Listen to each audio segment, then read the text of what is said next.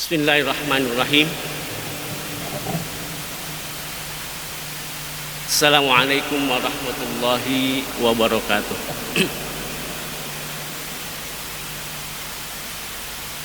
Alhamdulillah, alhamdulillahi hamdan katsiran thayyiban mubarak alladzi bi ni'matihi qad tatimmas shalihat wa bi ni'matihi nahya wa namut wa bi ni'matihi qad hadana ila siratim mustaqim wa bi ni'matihi qad wasalna ila awakhir ramadan.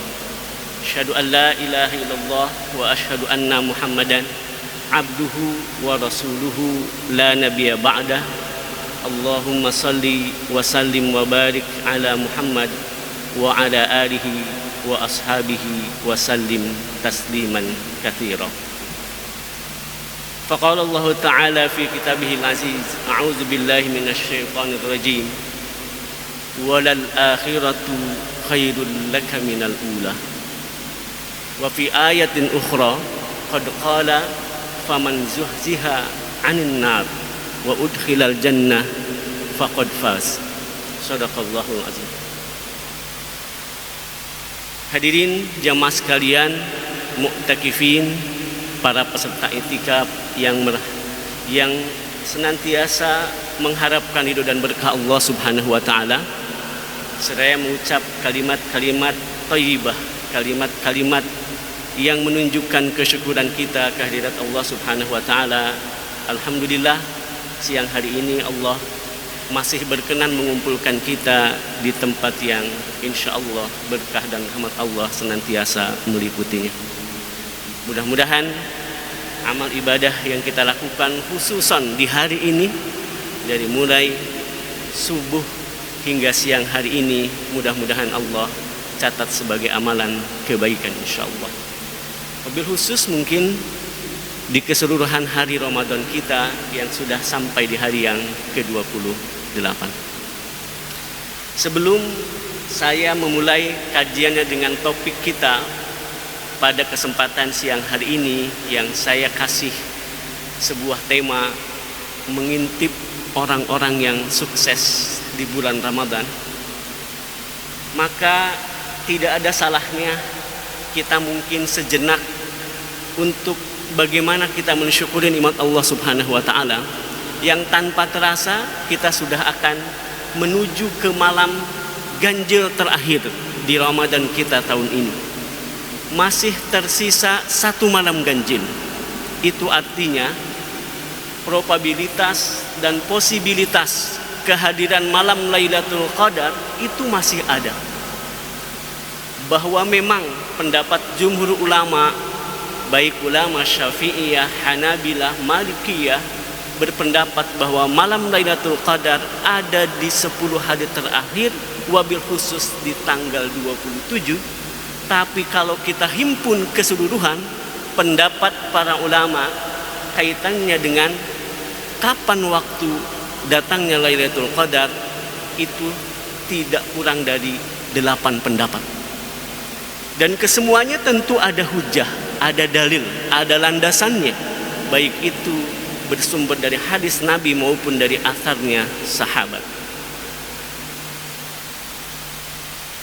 Nabi hanya meminta kepada kita, silahkan cari, taharraw, silahkan cari malam Lailatul Qadar itu di 10 hari terakhir. Karena Nabi mengatakan, aku dibuat lupa ketika Nabi akan menyampaikan itu spesifik waktunya. Tapi Nabi kemudian hanya berpesan, carilah dia di 10 hari terakhir. Lalu kata Nabi, kalaupun kemudian kita merasa lemah, merasa capek, merasa letih, maka pesan Nabi kepada kita, iltamisu fil ashril awakhir, yakni Lailatul Qadar, fa in dha'ufa ahadukum aw ajaza fala yuglabanna 'ala sab'il baqi. Kata Nabi, carilah oleh kalian malam Lailatul Qadar itu di 10 malam terakhir. Kalaupun kalian merasa lemah dan letih karena mungkin capeknya kita sudah sekian hari melaksanakan ibadah Ramadan, maka kata Nabi, fala yuglabanna ala sab'il baqi, maka jangan kamu lewatkan di 7 malam terakhir. Itu artinya berarti ada pesan tersirat juga di situ. Tapi lagi-lagi Nabi tidak menyebutkan kapan tanggalnya itu. Bahkan ada satu riwayat, para hadirin sekalian, riwayat Imam Tirmizi yang kemudian menjadi landasan juga buat Imam Al-Ghazali rahimahullah dalam kitabnya. Akhirnya beliau kemudian membuat bagaimana skema posibilitas atau kemungkinan hadirnya bulan Ramadan dengan menghitung kapan malam awal Ramadan. Hadisnya berbunyi, waruwiya an Abi Kilabata annahu qala Lailatul Qadri tantaqil. Jadi berdasarkan riwayat ini bahwa hadirnya bulan Ramadan itu, hadirnya malam Lailatul Qadar itu menurut riwayat Imam Tirmizi ini adalah tantaqilu, berpindah-pindah fil ashril awakhir. Jadi mungkin bisa jadi tanggal 21, 23, 25, 27 atau 29. Karena riwayatnya itu berkata tantaqilu, berpindah-pindah. Nah, inilah pendapat yang kemudian mengatakan bahwa malam Lailatul Qadar itu tidak mutlak di setiap tahunnya, di setiap tanggal sekian, tapi ia berpindah-pindah. Semuanya ada rujukannya. Nah, lantas seperti apa pendapat Imam Al-Ghazali?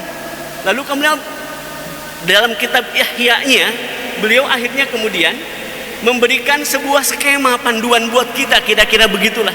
Kalau kita mau berburu, kalau kita mau mencari, karena pasti setiap kita sangat berkeinginan untuk menjumpai malam itu, maka kata Imam Al-Ghazali, silahkan kira-kira lihat kapan mulai malam Ramadan pertama. Kata beliau, jika malam pertama Ramadan jatuh pada malam Ahad atau malam Rabu, maka Lailatul Qadar posibilitasnya ada di malam ke-29. Lalu jika malam pertama Ramadan jatuh pada malam Senin, maka Lailatul Qadar jatuh pada malam 21. Jika malam pertama Ramadan jatuh pada malam Kamis, maka Lailatul Qadar kata beliau kemungkinan akan datang pada malam ke-25. Jika malam pertama Ramadan jatuh pada malam Sabtu, maka Lailatul Qadar besar kemungkinan akan hadir pada tanggal 23. Pertanyaannya, spesifik tahun ini, kapan kita memulai Ramadan?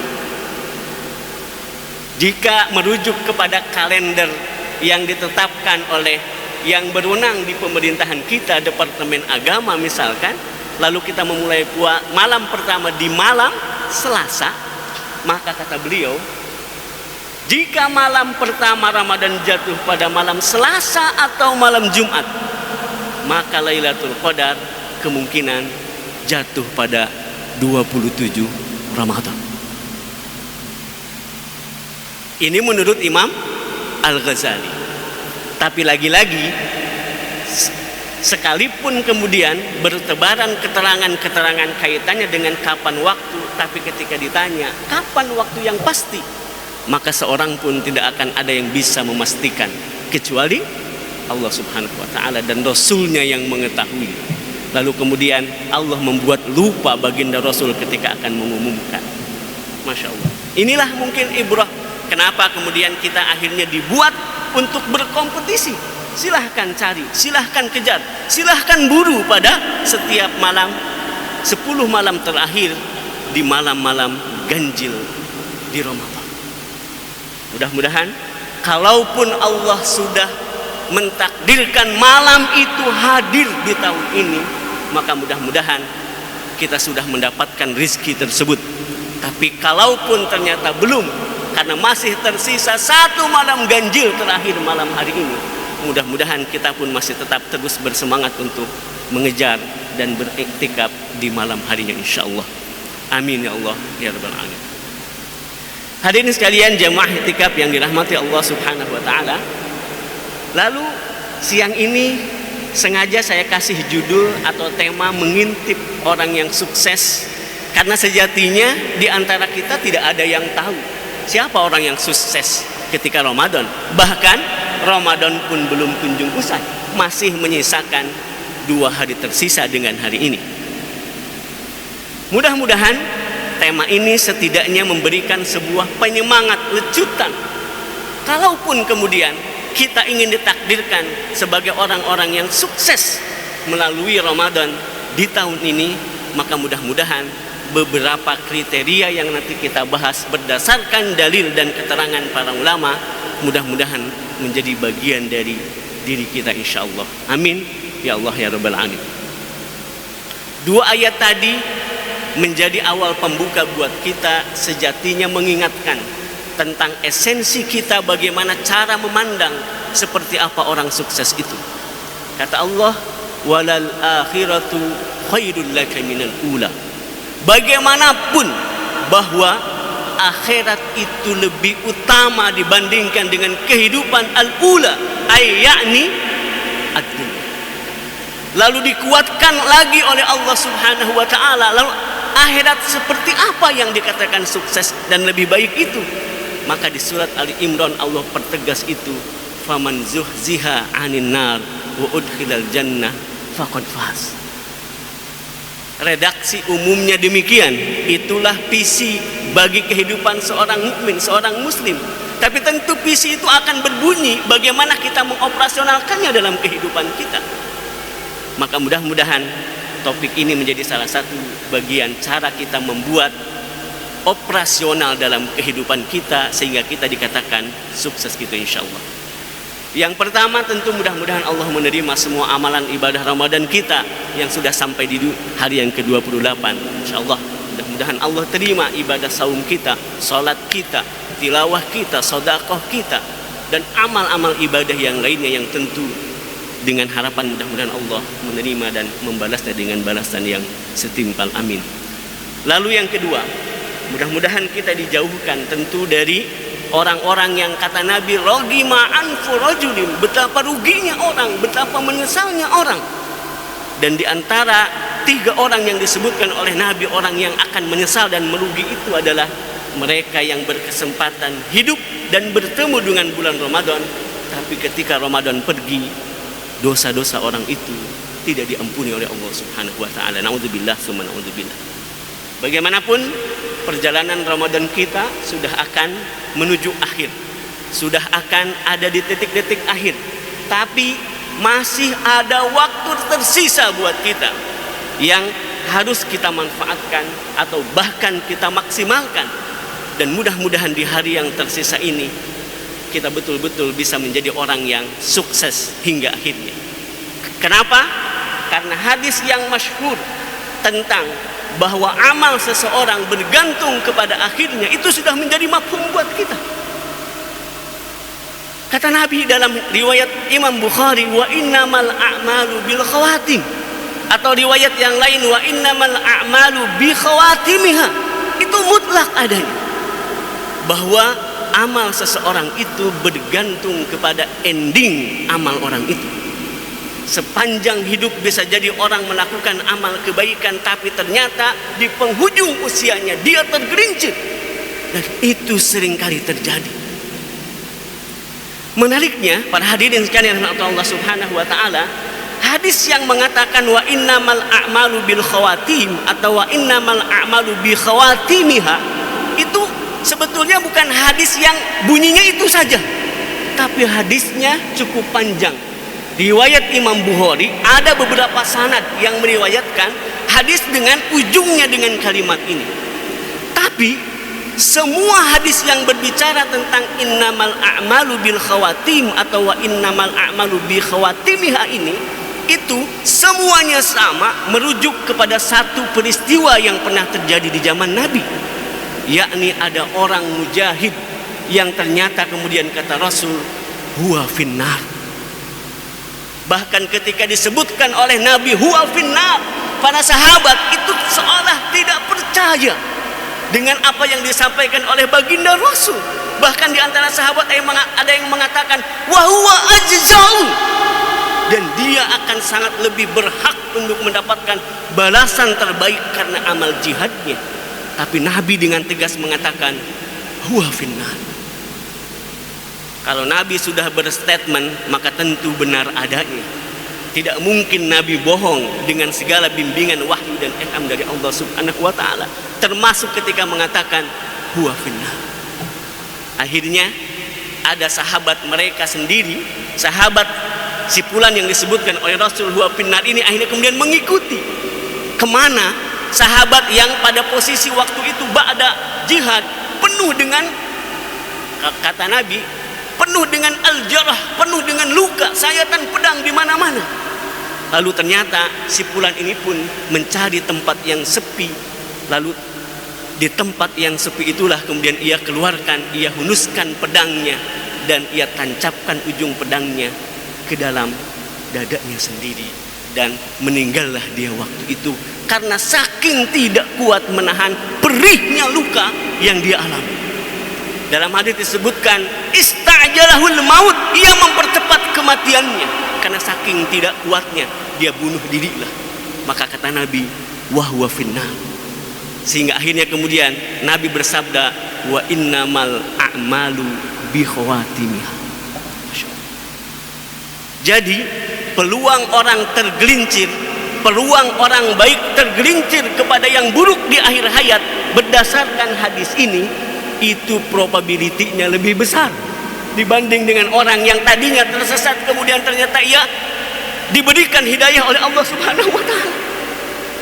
Karena hadis yang mengatakan innamal a'malu bil khawatim, konteksnya adalah orang yang sudah beramal jihad. Bayangkan. Masya Allah. Mudah-mudahan Allah memberikan nikmat terbaik buat kita hingga akhir hayat kita, wabil khusus ketika kita kontekskan kepada ibadah Ramadan. Mudah-mudahan kita sukses hingga akhir Ramadan, sehingga kita bisa menutup Ramadan sebagai orang-orang yang berbahagia, kata Allah Subhanahu wa ta'ala, insyaallah. Lalu pertanyaannya, kalau innamal a'malu bil khawatim, lalu apa akhir atau khawatim dari kehidupan kita? Di pertemuan awal Ramadan di sini, di tempat ini saya sudah membahas ada dua sejatinya yang dicari oleh orang. Ada dua inti dari kehidupan seseorang. Ada dua pencapaian yang ingin didapatkan oleh setiap orang mukmin sejatinya. Dan tujuan akhir itu tidak lain tidak bukan adalah magfirah dan jannahnya Allah Subhanahu wa taala. Ketika Allah berfirman wasari'u ila magfiratin min rabbikum wa jannatin, berarti dengan tegas Allah mengatakan bahwa magfirah dan jannah Allah lah adalah khawatim yang kita inginkan, akhir yang kita inginkan, ending yang kita inginkan, ketika kita akhirnya bisa mendapatkan ampunan dan surganya Allah Subhanahu wa ta'ala. Tapi kata Allah, hanya mereka yang mau berlomba, hanya mereka yang mau berkompetisi, hanya mereka yang mau akhirnya melakukan upaya yang keras. Bahasanya adalah fastabiqul khairat atau wasabiku. Dua inilah berarti yang menjadi parameter seseorang apakah kemudian dikatakan sukses atau tidak. Apakah dia mendapatkan ampunan dan surga Allah selepas bulan Ramadan. Kaitannya dengan magfirah Allah, Ustadz Ahmad Rafiuddin kemarin sudah membahas panjang kali lebar tentang bagaimana kita mendapatkan magfirah Allah Subhanahu wa ta'ala. Maka saya tidak akan berlama-lama dalam konteks ini. Saya hanya ingin mencuplik salah satu ayat Al-Quran yang sejatinya mudah-mudahan menjadi kabar gembira buat kita. Kata Allah Subhanahu wa ta'ala, qul ya ibadiyalladzina asrafu ala anfusihim la taqnatu min rahmatillah.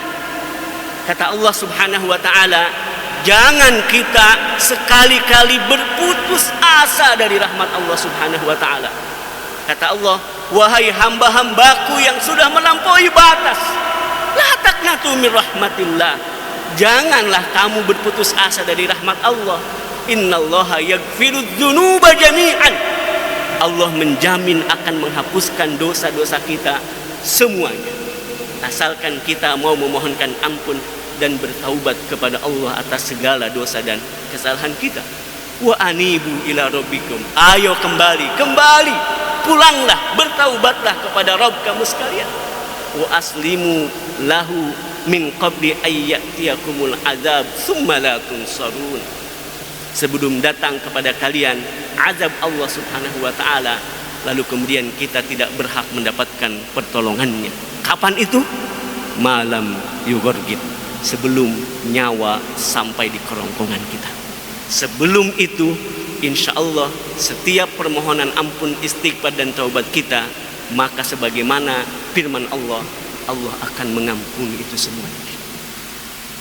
Dalam hadis qudsi juga Allah pernah memberikan sebuah kabar gembira atau busyra buat kita yang intinya sama. Bagaimana Allah membukakan kepada kita. Qala Allah tabaraka wa ta'ala, ya ibna Adam innaka ma da'autani wa rajautani ghafartu lak. Masya Allah.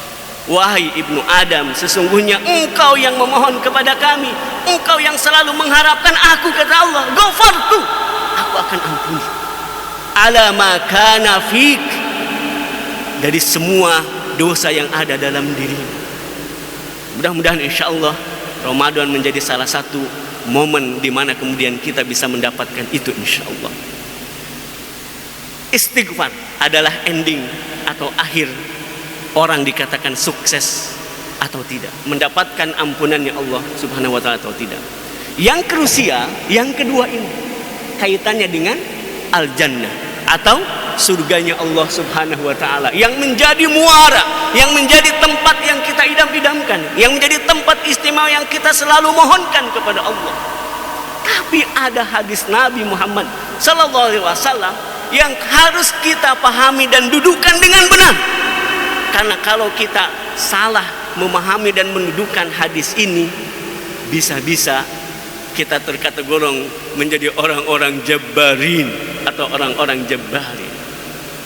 Menarik, ada banyak hadis, ada beberapa hadis yang secara redaksi atau matan hadisnya mirip dengan hadis ini. Saya hanya cuplikan dua hadis saja, riwayat Imam Bukhari dan Imam Muslim. Hadisnya berbunyi, qala ma minkum min ahadin ma min nafsin manfusatin illa kutiba makanuha minal jannah wan nar illa waqad kutiba syaqiyatan aw sa'idatan. Kalau dipahami hadis ini berhenti di sini, selesai urusan. Kenapa? Coba kita lihat. Ma minkum min ahadin, tidaklah di antara kalian seorang pun, ma min nafsin manfusatin, dan tidaklah ada orang yang memiliki nafas atau satu jiwa manapun, illa kutiba, kecuali ketika dia sudah dilahirkan kemudian ditetapkan kepada orang itu makanuha, tempat kembalinya kelak, minal jannah wan nar. Setiap orang yang dilahirkan oleh setiap ibu, setiap bayi, setiap manusia yang dilahirkan, setiap ibnu Adam yang dilahirkan, maka kata Nabi dengan hadis ini menurut Imam Bukhari, illa kutiba, kecuali sudah ditetapkan oleh Allah dia akan jadi penghuni surga, dia akan menjadi penghuni neraka. Illa waqad kutiba syaqiyatan aw sa'idatan, ia sudah ditetapkan apakah menjadi orang yang rugi atau menjadi orang yang berbahagia. Hadisnya berbunyi demikian. Kalau dipahami sampai di sini, kira-kira apa yang terjadi? Kira-kira pertanyaan apa yang muncul dalam benak kita ketika kita membaca hadis ini? Allah sudah menetapkan surga buat kita. Allah sudah menetapkan, sudah ada catatan bahwa kita min ahlil jannah au min ahlina. Kira-kira pertanyaan menggelitik dalam benak kita, apa yang muncul? Gimana Pak? Enggak usah ibadah. Pertanyaan itulah yang akhirnya keluar dari lisan para sahabat. Wahai Rasulullah, wahai Nabinya Allah, kalaulah Allah kemudian sudah menetapkan kita ini menjadi penghuni surga atau penghuni neraka, ya udah, kenapa kita tidak diam saja dan tinggal menunggu nasib kita sesuai dengan ketetapan itu dan abaikan amal kita? Tapi Masya Allahnya, jawaban baginda Rasulullah SAW ketika merespon pertanyaan sahabat ini kira-kira, kata Nabi, i'malu, beramallah kalian. Kenapa? Karena ketika orang sudah ditetapkan minal jannah au minan nar wa huwa muyassarun, maka Allah akan mudahkan orang itu ila a'mali ahlil jannah. Wa man kataba, dan barang siapa yang sudah ditetapkan oleh Allah huwa finnar wa huwa muyassarun ala a'mali ahlin nar. Lalu beliau pun menyitir salah satu ayat di dalam Al-Quran, fa amma man a'ta wattaqa wa saddaqa bil husna fasanuyassiruhu lil yusra. Jadi kenapa kita diperintah oleh Nabi untuk tetap beramal? Karena ketetapan bahwa kita menjadi surga atau neraka hanya Allah yang tahu. Allah hanya menegaskan bahwa kita sudah ditetapkan, tapi Allah juga menegaskan siapa yang sudah ditetapkan oleh Allah untuk menjadi penghuni surga, maka kata Nabi, Allah akan mudahkan orang itu ila a'mali ahlil jannah. Ringan orang itu mengerjakan amalnya ahli surga, mudah orang itu untuk melaksanakan amalnya ahli surga. Jadi beribadahnya kita mudah-mudahan menjadi sebuah tanda, menjadi sebuah anasir bahwa kemudian Allah memilih kita. Tapi pesan Nabi apa? Innamal a'malu bi khawatimiha. Lalu sampai kapan kita beramal? Kalau Nabi mengatakan amal akan bergantung kepada akhirnya, maka berarti amal kita tidak boleh menengah kata selesai hingga akhir kita, karena kita tidak tahu. Jadi bisa jadi ada orang yang kita sendiri mengatakan bahwa kayaknya dia surga, tapi ternyata di ujung hayatnya kemudian ia berbalik dan kemudian ternyata menjadi penghuni neraka. Bisa jadi. I'malu, kata Nabi, beramallah. Karena di antara tanda Allah sudah menetapkan orang itu apakah menjadi penghuni surga atau neraka adalah keringanan atau kemudahan orang itu dalam melakukan sebuah amal perbuatan. Kalau orang itu betapa ringan, betapa mudah, betapa merasa tidak berdosanya dan seterusnya melaksanakan amal-amal yang buruk, tidak menutup kemungkinan bahwa kemudian sudah ada ketetapan Allah kaitannya dengan minan nar. Tapi lagi-lagi, karena ini semuanya adalah perkara gaib yang hanya Allah yang tahu, dan kita akan mendapati di akhir hayat kita, tugas kita adalah ikhtiyarul amal. Disinilah kenapa akhirnya kemudian betapa beruntungnya kita ketika Allah menghadirkan Ramadan buat kita, yang sudah kita lalui selama 28 hari ini. Pertanyaannya sekarang, apakah kita termasuk orang yang sukses atau tidak? Mudah-mudahan ini menjadi bagian dari muhasabah kita, introspeksi kita, menjadi bahan renungan buat kita, dan mudah-mudahan tentu harapan kita termasuk orang-orang yang sukses. Amin ya rabbal alamin. Hadirin sekalian yang dirahmati Allah Subhanahu wa taala, term sukses dalam bahasa Indonesia, kalau di dalam Al-Qur'an itu Allah sering menggunakannya dengan term faza. Meskipun ada kata yang lain yang mungkin mirip, salah, misalkan mendapatkan keberuntungan, tapi kata faz menurut para ulama inilah yang identik dengan kata sukses dalam konteks bahasa Indonesia. Ketika kita kemudian mencoba membedah Al-Quran, jadi bahasa Arabnya itu adalah faza yafuzu fauzan. Kan kita sering mendengar ada anak namanya Fauzan, nah, itu adalah kesuksesan, kebahagiaan, kemenangan, keberhasilan. Maka orang-orang yang sukses itu disebutnya faizun, orang-orang yang sukses. Maka kenapa ada ucapan di Idul Fitri, ja'alanallahu minal aidin wal faizin?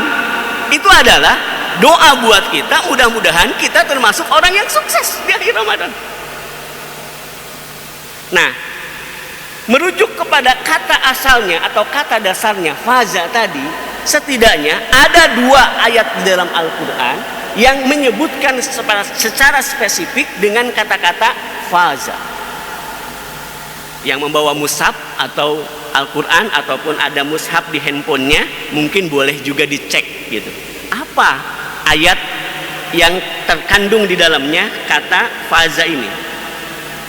Apa bunyi ayatnya? Kira-kira begitu ya. Oke, kita coba buka surat Ali Imran. Kata Allah dalam ayat ini, a'udzubillahi minasyaitonirrajim, kullu nafsin dha'iqatul maut wa innama tuwaffawna ujurakum yaumal qiyamah faman zuhziha 'anil nar wa udkhilal jannah faqad faza. Jelas. Jadi spesifiknya definisi sukses menurut Ali Imran adalah siapa yang dihindarkan oleh Allah dari api neraka dan dimasukkan ke dalam surganya, maka dialah sejatinya orang yang sukses. Itu menurut surat Ali Imran. Lalu kalau kita kemudian merujuk kepada surat Al-Ahzab misalkan gitu ya, kata Allah Subhanahu wa taala, yuslih lakum a'malakum wa yaghfir lakum dzunubakum wa may yuti'illaha wa rasulahu faqad faza. Spesifik Allah menyebutkan faza. Ini lebih operasional. Kenapa operasional? Karena ada ayat awal yang Allah sampaikan, ya ayyuhalladzina amanu taqullaha wa qulu qaulan sadida. 2 perbuatan yang kalau kita lakukan, kata Allah, maka Allah akan menjamin yuslih lakum a'malakum, Allah bereskan urusan kalian, wa yaghfir lakum, Allah ampuni dosa kalian, wa may yuti'illaha wa rasulah, dan siapa yang taat kepada Allah dan Rasulnya, faqad faz, maka dia adalah orang yang sukses. Kalau di Ali Imran Allah hanya menyebutkan kriteria sukses adalah orang yang masuk surga, lalu di Al-Ahzab Allah lebih spesifikkan. Insyaallah. Lalu bagaimana kalau misalkan yang kita ambil adalah orangnya? Kalau tadi kan kata kerjanya tuh faza.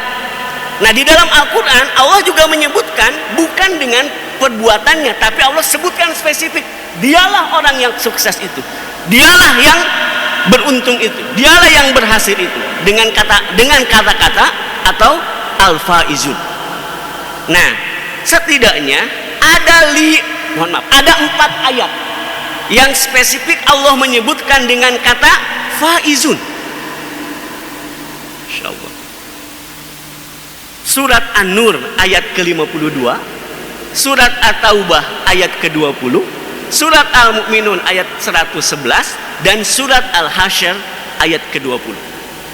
Nanti ayat-ayat ini bisa kita jadikan bahan renungan buat kita, boleh di malam-malam terakhir ini nanti.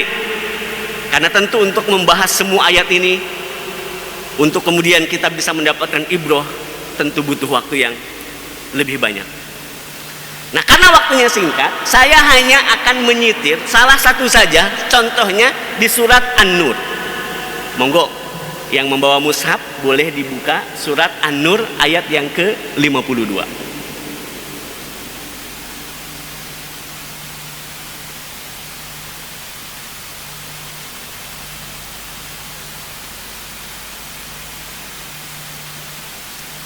Ada yang sudah menemukan?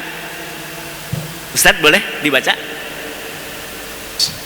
Terus, siapa yang taat kepada Allah dan Rasulnya serta takut kepada Allah dan bertakwa kepadanya, mereka itulah orang-orang yang mendapat kemenangan. Yes, orang yang sukses. Boleh dibaca ayatnya, Ustaz? A'udzu billahi minasyaitonir rajim. Bismillahirrahmanirrahim. Wa may yuti'illaha wa rasulahu wa yashallahu wa yattaqhi fa ulaika humul faizun. Al-faizun. Tegas Allah mengatakan, mereka lah orang-orang yang mendapatkan keberuntungan, mereka lah orang-orang yang sukses itu. Jika kita merujuk ke surat An-Nur ayat ke-52, berarti ada 3 di situ Allah sebutkan. Spesifik, jelas kalimat operasionalnya. Apa perbuatan, apa amal yang harus kita lakukan jika kita ingin dikategorikan al-faizun. Yang pertama dalam ayat itu, may yuti'illaha wa rasulah. Siapa yang taat kepada Allah dan Rasul. Jelas, taat kepada Allah dan Rasulnya berarti menyimpulkan ada ibadah yang kita lakukan terhadap Allah dan Rasul. Semua titah Allah berarti menjadi sesuatu yang wajib buat kita. Lalu kemudian pekerjaan-pekerjaan yang dilakukan oleh baginda Rasul, lalu kemudian kita ikuti dan kita taati, maka itu akan menjadi sunnah buat kita. Banyak amal perbuatan yang terkategori wajib atau sunnah atau makruh atau mubah dan lain sebagainya, yang itu terkategori sebagai bagian dari ibadah kita. Intinya adalah komitmen ketaatan kepada Allah dan Rasulnya. Lalu yang kedua dalam ayat itu, wa yakhsyallaha, dan orang yang memiliki khasyah, orang yang memiliki sifat dan rasa ketakutan kepada siapa? Kepada Allah. Yakhsyallah, ada ketakutan di dalam dirinya terhadap Allah Subhanahu wa ta'ala. Tentu ketakutan yang membawa orang itu pada akhirnya untuk melakukan amal-amal perbuatan. Ia tidak berani meninggalkan perbuatan atau titah Allah, karena kemudian ada ketakutan dia mendapatkan siksanya Allah ketika kemudian dia meninggalkannya. Lalu yang ketiga, kata Allah Subhanahu wa ta'ala, wa yattaqi, dan orang-orang yang memiliki sifat ketakwaan. Tapi dalam bahasa, takwa dan khasyah itu sama, karena kata takwa juga sering diartikan oleh para ulama dengan kata takut. Lalu apa bedanya antara khasyah dengan takut? Apa bedanya khasyah dengan takwa? Apa bedanya takut yang pertama dengan takut yang kedua? Kalau kemudian Allah ulangi 2 takut itu. Ibnu Abbas dalam tafsirnya kemudian memberikan sebuah gambaran yang jelas. Kata Ibnu Abbas, khasyah bimakna fima madho. Ketakutan atas dosa-dosa yang sudah kita lakukan, kalaulah tidak diampuni oleh Allah Subhanahu wa ta'ala, maka dengan mengharap, mengiba, memohon, penuh ketundukan, penuh kerendahan dia, kita memohonkan ampun kepada Allah supaya Allah mengampuni semua dosa yang kita lakukan di masa yang sudah lewat itu. Ketakutan tidak diampuni dosa oleh Allah Subhanahu wa ta'ala yang membawa orang akhirnya untuk totalitas melakukan amal ibadah. Lalu adapun takut yang kedua, kata Ibnu Abbas, wa yattaqi ay fima baqa, kata Ibnu Abbas, yakni dari waktu-waktu tersisa yang Allah masih berikan kepada kita, waktu-waktu umur yang masih Allah sisakan dalam kehidupan kita, maka hadirkan ketakutan kalau Allah kemudian ternyata umur itu tidak kita maksimalkan. Masya Allah. Kalau perasaan-perasaan dan aktivitas-aktivitas seperti ini kemudian menjadi aktivitas keseharian kita, maka niscaya kategori faizun pun mudah-mudahan tersematkan ke dalam diri kita. Amin ya Allah ya Rabbal Alamin.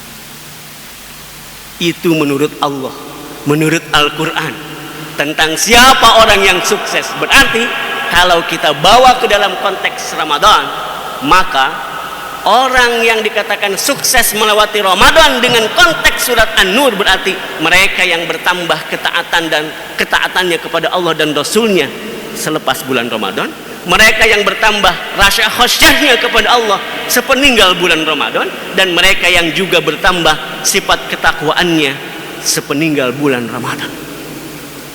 Itu menurut Allah di dalam Al-Quran.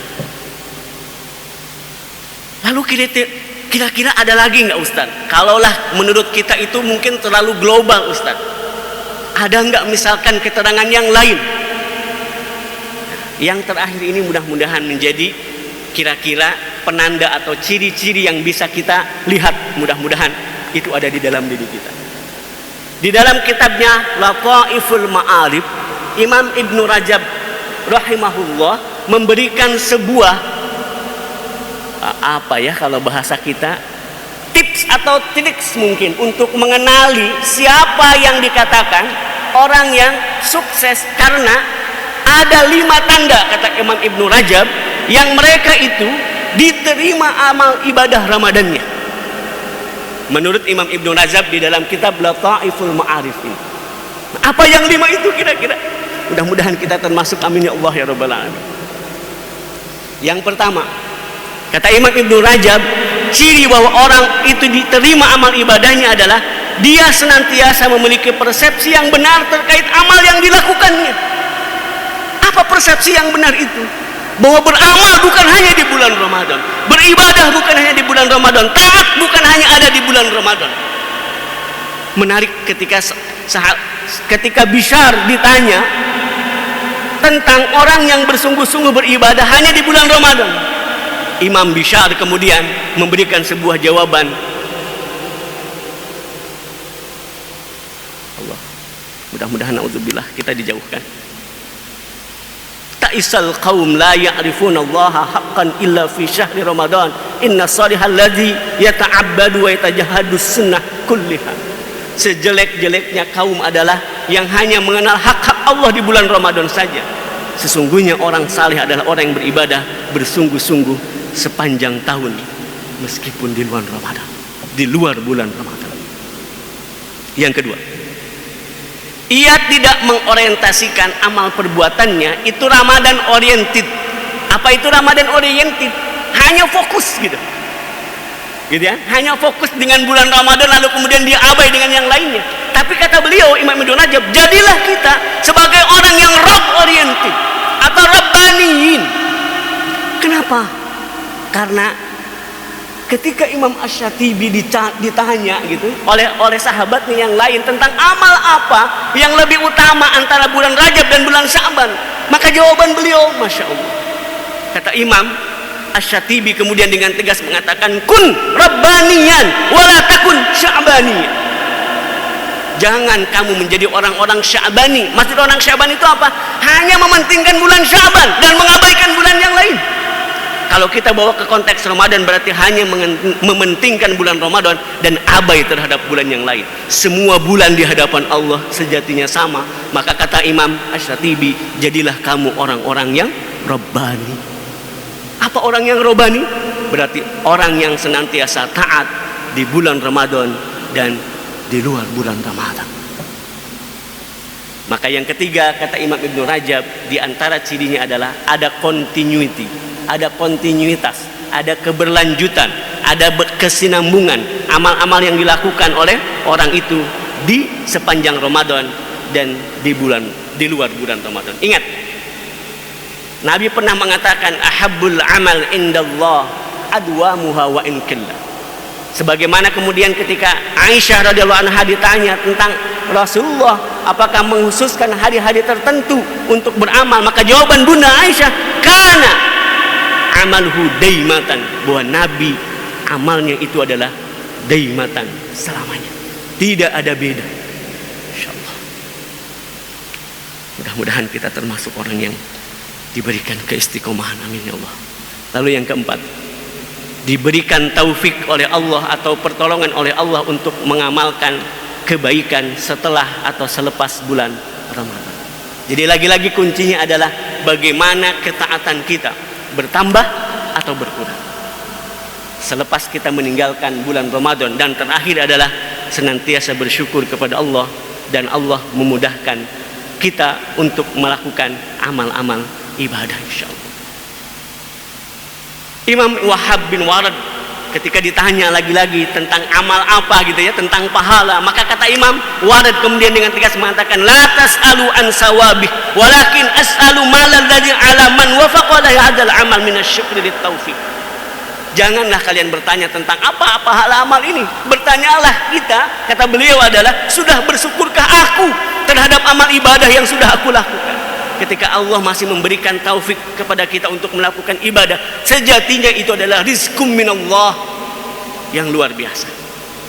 Allah sudah pilihkan kita untuk menjadi orang-orang yang mendapatkan nikmat untuk beribadah kepada Allah Subhanahu wa ta'ala, insyaallah. Maka beruntunglah para hadirin sekalian jamaah i'tikaf sekalian yang hingga hari ini masih terus konsisten istiqomah melaksanakan ibadah di masjid yang mulia ini. Mudah-mudahan Allah menerima amal ibadah kita. Mudah-mudahan Allah mengabulkan semua permohonan kita, termasuk Allah rizkikan Lailatul Qadar di tahun ini. Mudah-mudahan Allah membalas dengan balasan yang berlipat ganda sebagaimana janji Nabi Muhammad SAW. Dan mudah-mudahan Allah pertemukan kita dengan Ramadan berikutnya. Amin ya Allah ya rabbal alamin. Hadanallahu yakum ajmain wallahu muwaffiq lakum muttari. Assalamualaikum warahmatullahi wabarakatuh.